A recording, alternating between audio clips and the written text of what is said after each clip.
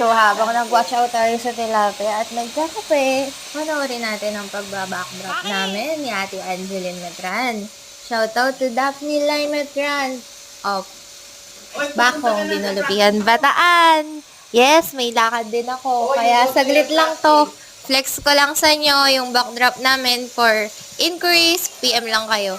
At sa mga kamag-anak ko at mga tropa, teammates na naniniwala sa kakayahan ko, proceed tayo sa positivity. Kailangan natin ng maraming blessings. Shoutout nga pala sa nanay ko. May remind sa akin kasi ang dami ko hinabol na schedule eh.